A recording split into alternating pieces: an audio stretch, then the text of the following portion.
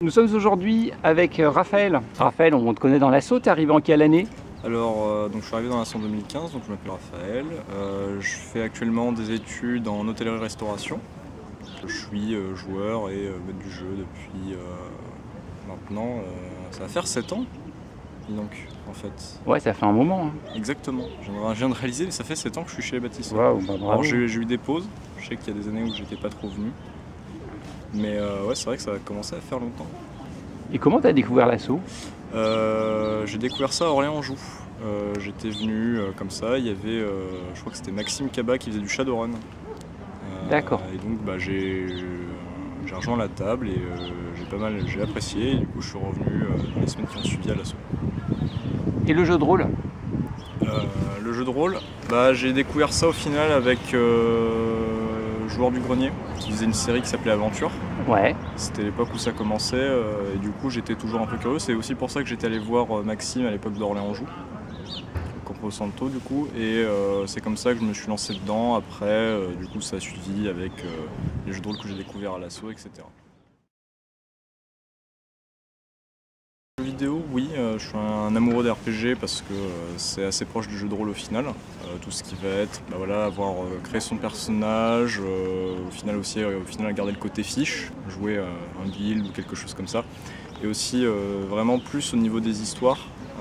Pour moi, un jeu qui a une histoire vraiment qui nous prend, pour moi c'est le plus important. Donc c'est aussi ce côté que j'aime bien dans le jeu de rôle, c'est essayer d'écrire des histoires au final qui font plaisir à tout le monde. Tu es donc un joueur de RPG et quoi d'autre en jeu vidéo? Un peu de tout, de la stratégie, du FPS, du jeu de combat. Vraiment, je suis pas sectaire quand on est sur le jeu vidéo. Que les classiques, Skyrim, Fallout, aussi la série des Pathfinder qui est sortie il n'y a pas très longtemps, qui là on est vraiment plus dans on joue une campagne de jeu de rôle en jeu vidéo. Hein. Ils ont repris des campagnes officielles de Pathfinder et que le système c'est le système de PF. Ouais. Mais qui sont vraiment très sympathiques. Si je devais donner mon préféré, un que j'ai refait il n'y a pas très longtemps, c'est Fallout New Vegas, qui est pour moi vraiment un très bon RPG qui est vraiment marquant, que je conseille à tout le monde. Tu as joué aussi au Divinity Sin par exemple? Ouais, j'ai fait le 2, Original Sin, très bon aussi, il faudrait que je finisse d'ailleurs, mais j'ai beaucoup aimé aussi, j'ai fini le premier chapitre. Mais j'ai pas continué. Le problème c'est que je jouais avec des amis et du coup c'est un peu compliqué. On retrouve le côté jeu de rôle où tu dois retrouver un peu tout le monde pour continuer les parties et c'est compliqué. Et The Witcher pour ne citer le plus confidentiel? Le plus confidentiel, oui, The Witcher 3 je l'ai fait, alors j'ai pas fait les deux premiers du coup, mais le 3 je l'ai acheté sur recommandation d'amis et pareil, c'est vrai que ça fait partie des très bons RPG que je n'ai pas cité en effet. L'auteur, est-ce que tu le connais également, l'auteur des bouquins? Alors je serais incapable de prononcer son nom, je crois que c'est Andrei. Ouais. Quelque chose. Son nom de famille, je vais pas le tenter.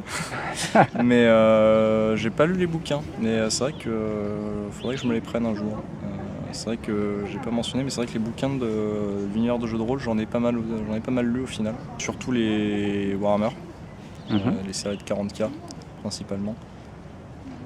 C'est aussi comme ça au final que j'ai eu peut-être mon premier contact avec le jeu de rôle quand j'y repense. C'était en colo, il y avait un moniteur qui était un fan de Warhammer et qui m'avait prêté des bouquins sur, je crois que c'était la croisade, l'arc de la croisade macarienne, donc du Warhammer 40 000. Ce qui est univers aux histoires un peu complexes, ça me plaît beaucoup au final. Je pense que c'est peut-être ça qui m'a attiré vers le jeu de rôle. Justement, ton rapport avec les mondes fictionnels, de quelle manière est-ce que tu as découvert, à quel moment tu as mis les pieds là-dedans? Alors j'ai découvert ça grâce à ma mère qui avait lu les livres de Pierre Bottero, La Quête et Le Monde des Willan, et qui m'avait filé les bouquins pour que je les lise. Du coup, c'était pendant des grandes vacances, il m'avait filé les 6 bouquins et j'avais tout lu en 2 mois du coup. En une série de grandes vacances, je m'étais tapé les 2 trilogies. Est-ce que c'est ça qui t'a donné le goût de la lecture aussi ou pas? Ouais, clairement. Il y avait ce côté un petit peu addictif, je dirais, la lecture. Je sortais plus en fait. D'habitude, je pouvais passer mon temps dehors, mais là, je sortais plus. Je passais mon temps à lire en fait, parce que je voulais vraiment voir ce qui allait se passer ensuite. Et c'était mon premier contact. Puis après, j'ai continué à lire des univers de fiction comme ça.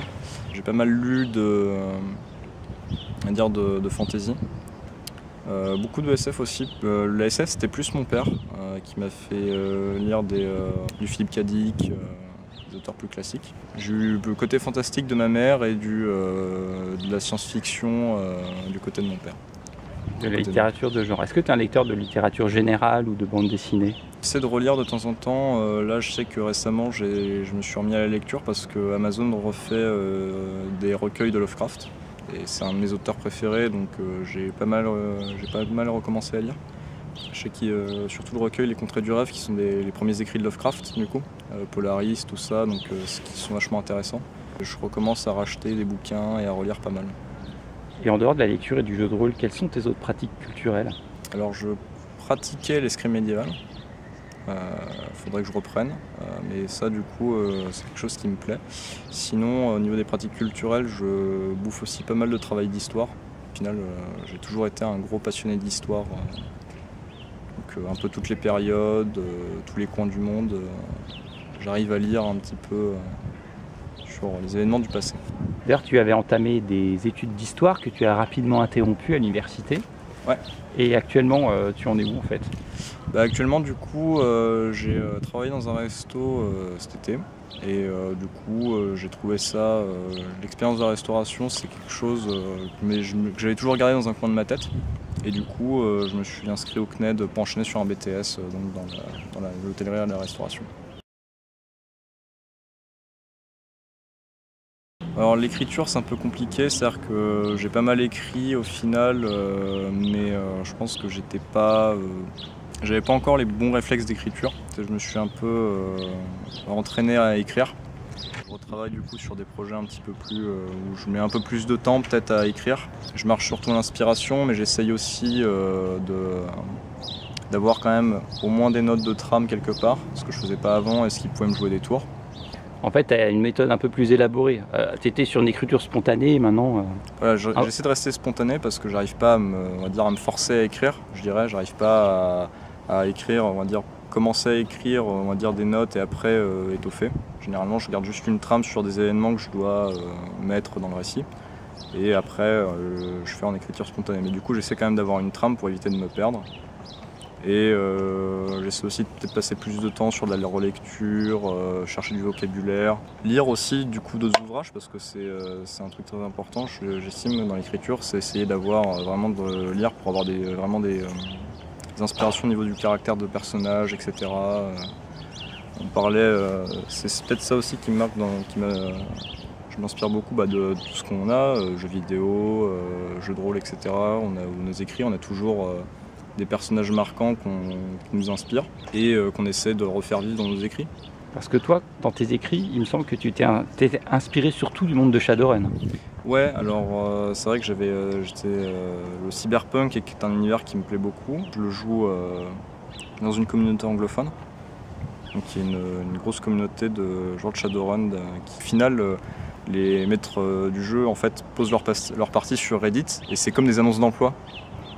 Avec du coup ce qu'on reçoit, ce que nos personnages reçoivent comme message et nous on s'inscrit derrière en disant mais moi je peux vous aider pour ce travail là et du coup c'est comme ça que les parties se construisent, donc c'est un fonctionnement que j'aime beaucoup. Mais du coup c'est vrai qu'au niveau de l'écriture maintenant je me concentre plutôt sur des univers de fantasy plus que sur le cyberpunk. Je sais pas pour quelle raison, c'est plus que tu as plus envie, tu es plus inspiré en ce moment. C'est ça, je suis plus inspiré. C'est peut-être nouveau, un territoire que tu n'as pas encore exploré dans l'écriture, j'entends. Alors si, parce que j'avais eu quelques projets d'écriture quand j'étais encore au collège-lycée et j'avais commencé plutôt par de la fantaisie et c'est peut-être pour ça, là à l'époque c'était vraiment des écrits qui étaient un peu, c'était du balbutiement et là du coup j'essaie d'être un peu plus, je profite justement d'avoir peut-être fait mes armes sur Shadowrun pour me relancer sur l'écriture du côté de la fantaisie. Cinéma, j'essaie d'y aller de temps en temps avec mon père. De temps en temps, il y a un film récemment. Alors bon, il y a eu le Covid, donc c'était un peu compliqué. Les deux films que j'ai fait récemment, c'était 1917 et Kaamelott, le premier volet.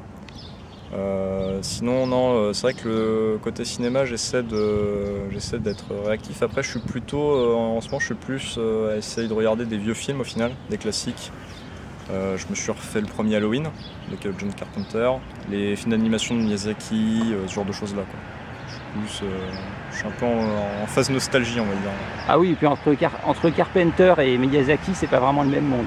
Avec mes cousines, j'ai découvert Miyazaki. Et puis les vieux films, c'est plus mon père qui m'a toujours poussé à regarder des trucs un peu anciens. Donc il m'avait montré les Monty Python. des films de Guy Ritchie, Pulp Fiction, des classiques quand même. Tes parents ont joué un rôle en fait dans ta découverte de la lecture, notamment du jeu de rôle aussi, de la pop culture, du cinéma. Ouais, j'ai eu des parents très cool. Donc mon père, comme je dis, plus du coup la science-fiction, etc.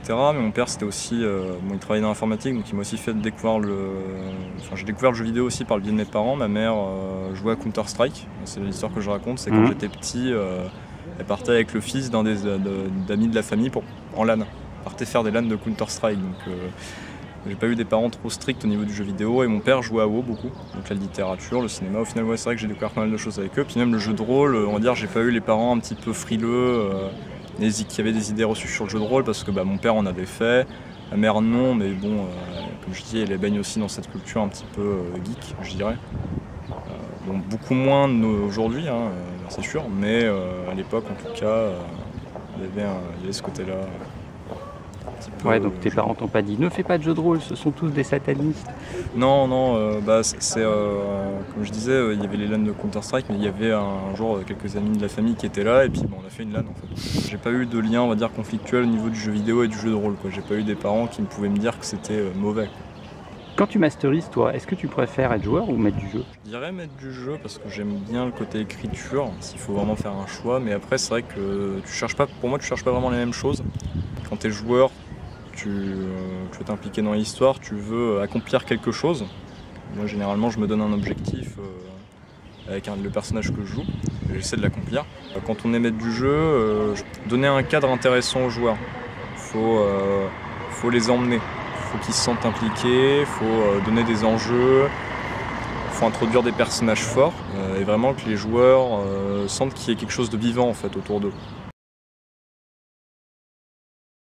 On a eu quelques discussions dernièrement sur le fait qu'il faille évidemment privilégier les parties en présentiel.